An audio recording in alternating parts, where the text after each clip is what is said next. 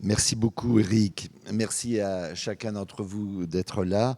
Et en particulier, merci beaucoup à Anne-Lise, avec laquelle je travaille depuis longtemps et vraiment sans laquelle il n'y aurait rien. Merci aussi à Jean-Christian nous a fait l'amitié de nous rejoindre et grâce à qui nous sommes ici. Et merci aussi à Lucien. J'ai beaucoup aimé la rencontre que j'ai eue avec lui il y a 2 jours dans ce lieu qui me paraît vraiment formidable. Alors, je suis content de pouvoir venir travailler avec vous ici.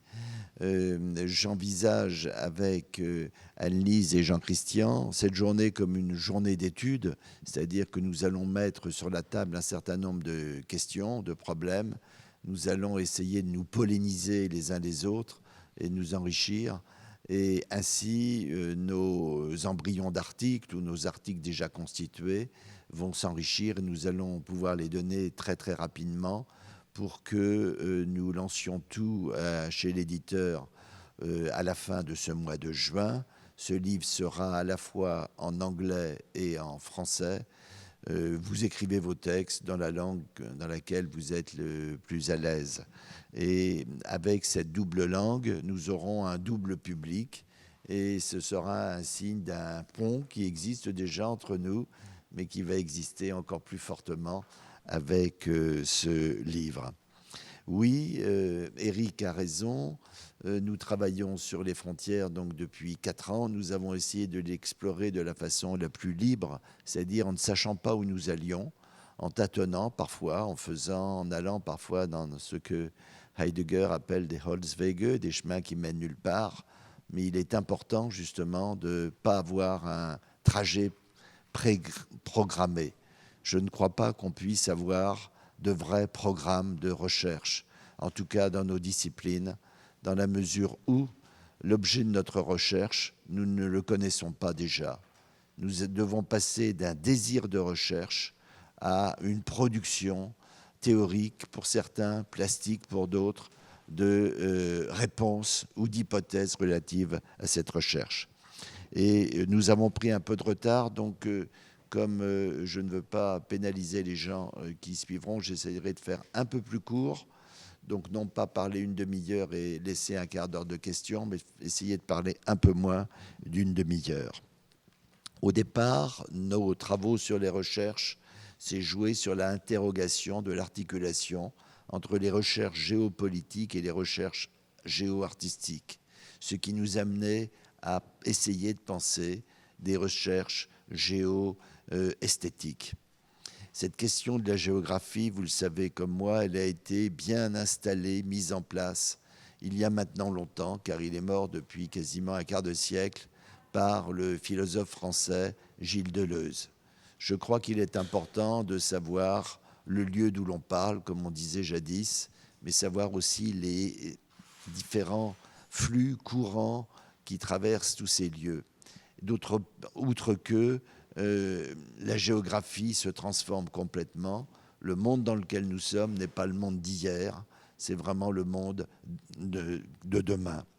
Et en étant ici à New York, je dirais que cela est d'autant plus vrai, non pas parce que New York serait une ville vraiment en avance sur les autres, non, je crois que par exemple, quand on travaille avec la Silicon Valley, on est vraiment là dans un autre temps, mais c'est véritablement ce qui nous intéresse, c'est-à-dire de New York, ce qui nous intéresse, c'est le pont entre Paris et New York. C'est-à-dire, c'est les relations. C'est qu'on ne peut pas penser dans un seul lieu. Nous avons 2 jambes, nous devons avoir au moins plusieurs lieux dans lesquels nous essayons de penser. Alors, nous sommes confrontés à la question des frontières. Les frontières, qu'est-ce que cela pourrait vouloir dire si je suis extrêmement rapide? C'est à la fois une réalité géopolitique qui est qui remonte certainement à des dizaines de milliers d'années, et c'est une réalité totalement humaine et biologique. Réalité géopolitique, c'est-à-dire que les cités se sont installées, pensées par opposition, séparation par rapport aux autres cités. Les cités se sont construites avec des murailles. Même quand on était un nomade, on essayait de mettre autour de son campement des barrières. Mais deuxièmement, nous-mêmes, nous avons une peau. Et la peau est notre frontière avec le reste du monde, ou même avec les autres. Quand nous sommes dans un corps à corps à l'autre, eh bien, nous sommes toujours séparés des autres. C'est cette idée de séparation que l'on peut retrouver. Mais on pourrait aussi analyser les frontières comme le signe de notre finitude, par rapport et opposé à notre désir d'infinitude, ce qui provoque chez certains sujets des mégalomanies dangereuses et chez certains États politiques des mégalomanies, là encore, on ne peut plus dangereuses. Les frontières, c'est l'introduction aussi de notre relatif par rapport à notre désir d'absolu. Les frontières, c'est l'introduction de notre ordinaire par rapport à notre extraordinaire. Les frontières, c'est ce qui nous rend profanes par rapport au sacré. Je vous rappelle qu'en français, le mot sacré vient du mot latin sacer, qui veut dire séparer. Justement, c'est ça, c'est l'expérience de la séparation. Il fallait donc à un moment parler des frontières du visible.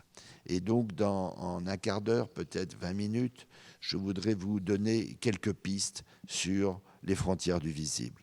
Je dis bien quelques pistes, parce qu'on ne peut pas résumer une réflexion tenue en quelques secondes, mais je vous le dis tout de suite, il y aura 4 étapes. La première étape, je peux vous l'annoncer, ce sera le transcendantal. La deuxième étape, ce sera le transcendant. La troisième étape, ce sera le refus du dogmatisme. Et la quatrième étape, ce sera l'incompréhensible. La première étape, les frontières du visible et le transcendantal.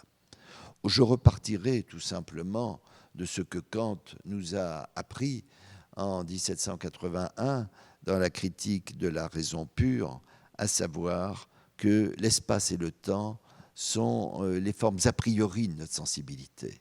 C'est-à-dire que nous, qui sommes des êtres humains, nous pensons les choses dans l'espace et dans le temps. Et donc, on pourrait généraliser, biologiser Kant, et je dirais qu'à moins d'être aveugle, et il faudrait revenir sur la fameuse lettre des aveugles Diderot, à moins d'être aveugle, nous sommes confrontés au visible. Mais que le visible, comme le transcendantal chez Kant, qui est une condition de possibilité de l'expérience, le visible ne fait que nous donner une certaine expérience du monde. Le visible ne nous donne pas l'expérience du monde. Premièrement, qu'est-ce que le monde ? Est-ce que cette question-là peut être résolvable ? Je ne crois pas personnellement. Et deuxièmement, si cette question n'est pas résolvable, que pourrait être la question relevant étant qu'est-ce que l'expérience du monde ? Il n'y a donc pas le monde face auquel nous sommes, mais il y a des mondes visibles. Je dis des mondes visibles parce que quand je regarde simplement cette pièce, je ne la vois pas ni comme Alain, ni comme Jean-Christian, parce que nous sommes des individus différents déjà, et nous ne sommes pas placés au même endroit, et nous avons notre histoire. Et parmi les 2 personnes que j'ai citées, Jean-Christian ou Anne-Lise, qui sont artistes, vont voir le monde avec peut-être des yeux de photographe, mais pas des yeux de photographe comme moi, qui prend des photos pour des questions vraiment touristiques, mais des yeux de photographe qui constituent une œuvre progressivement. Et nous voyons donc que ces frontières du visible, ce sont des frontières relatives à notre appréhension pour chacun d'entre nous du visible. Elles nous renvoient à des expériences singulières, particulières. Alors elles ne sont pas toutes totalement différentes. Nous ne vivons pas dans un monde où nous sommes séparés et il y a des brèches radicales entre chacun d'entre nous, mais quand même, il y a des approches vraiment singulières. Donc, nous comprenons que les frontières du visible vont concerner le sujet déjà dans sa particularité. Et donc, nous concernent tous. Et, je le disais tout à l'heure, nous renvoie aussi à la question de l'art, qui est une autre manière de penser le visible. Je ne crois pas qu'il n'y ait pas justement un saut à un certain moment entre l'artiste et le visible de l'artiste et le visible de l'homme ordinaire, sauf que l'homme ordinaire, face à l'œuvre, peut lui aussi opérer ce saut. Il va de soi que Rothko, peignant un tableau, produit un visible qui n'est pas le visible que moi, humble mortel, j'aurais fait, mais il m'arrive parfois, en me mettant face à un Rothko et en m'installant justement dans ce rapport au visible créé par Rothko, que je me rapproche un peu de Rothko. Je comprends mieux alors cette phrase de Wittgenstein qui est tout à fait intéressante parce qu'elle montre que rien n'est résolu et que nous devons opérer justement notre travail et notre immersion face au visible. La solution de l'énigme de la vie dans l'espace et le temps se trouve hors de l'espace et du temps. Mais le temps me presse, il faut que j'aille un peu plus vite. Et nous pouvons dire, quand même, dans cette première partie que je développerai ailleurs, j'essayerai de montrer le rapport qu'il y a entre cette question du transcendantal et la question du réel. Le réel étant inaccessible, que l'on prenne cette question du réel à la manière d'un Lacan, d'un Rosset, d'un Kant ou d'un Bachelard, mais il est là, tel l'objet transcendantal dont parle Kant, il est là, il nous appelle, il se donne à nous, jamais en personne, mais sous l'habit, pourrait-on dire, de la visibilité, sauf que cet habit de la visibilité en dit peut-être plus sur celui qui voit que sur ce qui est vu. C'est cela aussi une des frontières du visible, c'est que pendant longtemps, on va essayer de s'imaginer que l'on va pouvoir enfin voir la chose, et l'approche de notre vie, l'approche aussi de l'art, nous montre que nous, dans le meilleur des cas, nous nous comprenons mieux comme voyants. Les frontières du visible, c'est donc aussi ce qui donne aux voyants une force peut-être plus grande qu'au réel, mais donne aussi au voyant, oblige le voyant à une humilité. Et qu'est-ce qu'un grand artiste? Qu'est-ce qu'un grand photographe? C'est celui qui, à la fin de sa vie ou encore au cours de son œuvre, comprend que ce qu'il a voulu faire était totalement méritoire, était remarquable, mais qu'il n'a pas pu opérer le tout de son désir plutôt que le tout de son projet. Et que de ce visible auquel il s'est confronté, tout reste, d'une certaine manière, encore à faire. D'où la deuxième piste que j'ai évoquée avec vous, qui est le passage du transcendantal au transcendant. Le frontière du visible nous confronte à la transcendance. Alors, je joue, bien sûr, sur les deux mots français, transcendantal et transcendant, et je veux dire par là ce qui nous dépasse. Dans le transcendantal, on réfléchit aux conditions de possibilité, on est du côté du sujet. Ici, on est face à l'énigme du visible. Le visible, ce n'est pas quelque chose qui, d'emblée, nous donne un sens, nous donne le sens. Et prenons l'exemple de la photographie. On pourrait dire qu'une photo est une trace du visible, mais qu'est-ce que ça veut dire, une trace du visible, étant donné qu'on a non pas déconstruit, mais complexifié cette notion tout à l'heure? Une trace de ce que l'on a voulu photographier, ou bien de ce qui fut photographié sans préméditation, sans volonté, sans désir? Une trace de l'objet en soi, ou bien d'un simple phénomène? Une trace du photographiable, ou bien, ce qui pour moi est extrêmement important, de l'inphotographiable. Il y a de l'inphotographiable, comme pour un photographe. Un photographe qui n'a pas compris qu'il n'y a pas d'inphotographiable est encore dans une naïveté de la réalité vis-à-vis de son art et de sa pratique, de même qu'il y a de l'impicturable.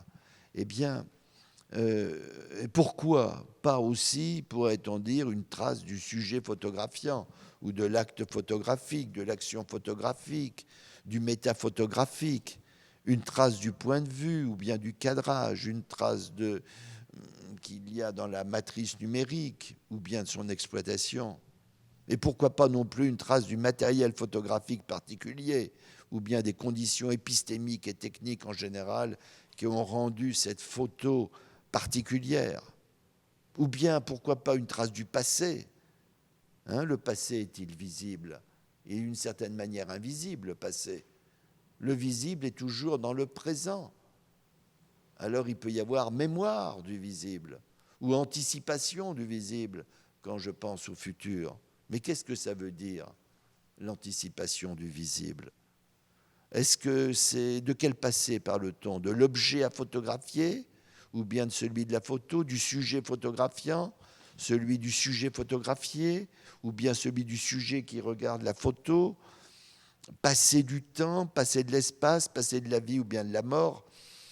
Bref, le visible fait problème. Et c'est parce que le visible et la photographie fait problème quant à la théorie générale que l'on pourrait faire, quant à l'approche particulière qu'on peut en avoir à partir d'une photo donnée, eh bien qu'elle fait rêver, qu'elle travaille notre rêverie et notre inconscient, qu'elle habite notre imagination et notre imaginaire, qu'elle est dans le continuum du visible, justement, la photographie, un trou brillant, noir, qui nous fait basculer dans un autre espace et un autre temps, et qui tantôt nous confronte à l'altérité, mais quelle altérité, tantôt nous ramène à notre moi, mais là encore, quel moi? Toute photo est une image belle et éblouissante qui permet d'interroger à la fois l'ailleurs et l'ici, le visible et l'invisible, le passé et le présent, la fixité et le flux, l'objet et le sujet, le signe et l'image, etc. Et cela est vrai pour toute photographie. Rappelez-vous, René Char nous disait « Un poète doit laisser des traces de son passage, non des preuves. Seules les traces font rêver. » Fin de citation. Qui peut encore croire que la photo du visible est une preuve?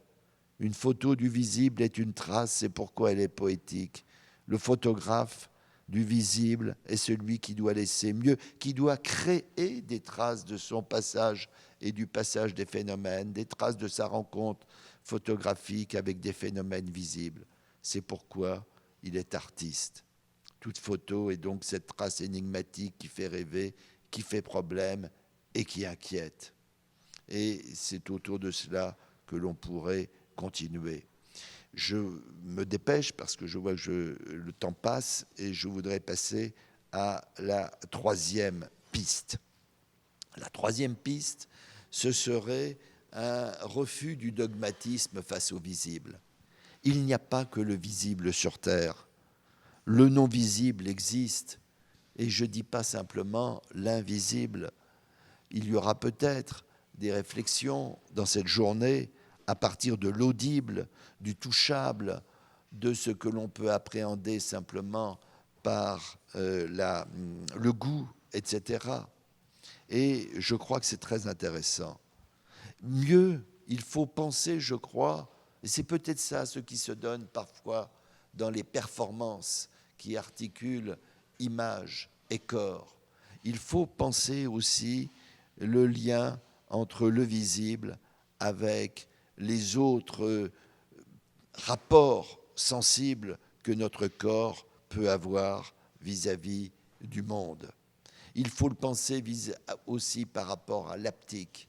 Nous sommes une totalité complexe. Le visible n'est qu'un aspect. Et je ne prêche pas pour un art qui serait obligatoirement polysensoriel, mais il est possible.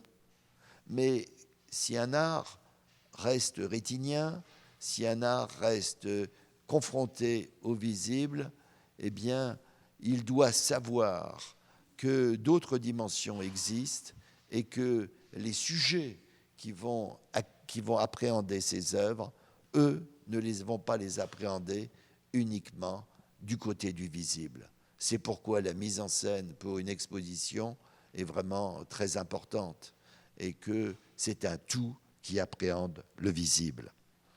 Devrais-je rappeler que ce visible n'est pas quelque chose qui qui donne automatiquement la clé du monde. Le vieux Descartes déjà écrivait à cause que c'est l'âme qui voit et non pas l'œil, qu'elle ne voit immédiatement que par l'entremise du cerveau, de là vient que les frénétiques et ceux qui dorment voient souvent ou pensent voir divers objets qui ne sont point pour cela devant les yeux. Deux remarques avec Descartes. Premièrement, l'âme, alors c'est un concept qui est difficile à réutiliser aujourd'hui en 2015, mais un jour on le réutilisera. L'âme, c'est par l'âme que l'on voit et non pas simplement par l'œil. Le visible, c'est donc pas simplement du donné physique brut, c'est déjà du donné analysé, pensé, traité, etc. C'est ça ce qu'il appelle l'âme. Rappelez-vous qu'il y a la trilogie dans cette petite phrase, œil, cerveau et âme. Voilà, c'est cette trilogie qui est nécessaire. Donc le visible, je dirais, est un visible qui n'a pas de béquille, qui doit être aidé. Sans béquille, vous savez, c'est ce que la belle langue française a appelé l'imbécile. C'est celui qui n'arrive pas bien à marcher, justement, sans ses béquilles. Et la béquille, ça va être bien sûr le cerveau, ça va être bien sûr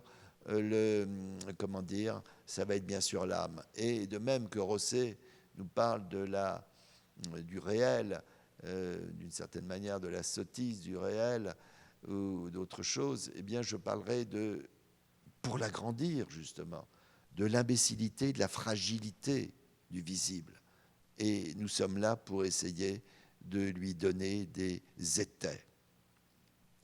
Eh bien, nous terminerions alors par la quatrième piste que je voudrais développer, c'est que le visible, quand on s'y confronte, pour les raisons énoncées tout à l'heure, c'est aussi l'incompréhensible. Permettez-moi peut-être de citer deux exemples. Le premier, il faut que je fasse vite, c'est le couple célèbre qui s'est confronté au visible dans les années 1900. La première personne, c'est Kandinsky, qui un jour dans son atelier aperçoit une de ses toiles mise à l'envers, ne la reconnaît pas et est frappé par sa beauté, due à une combinaison spécifique de formes et de couleurs. Et c'est donc la naissance de sa nouvelle conception du visible, de sa nouvelle conception de la peinture abstraite, de la sublime étrangeté. La peinture est alors donnée en un écran et un écrin. Le sujet d'en face est un tableau, mieux, une œuvre d'art. Et vous voyez donc que c'est parce qu'il voit, parce qu'il n'a pas compris, qu'il accède à une autre dimension du visible.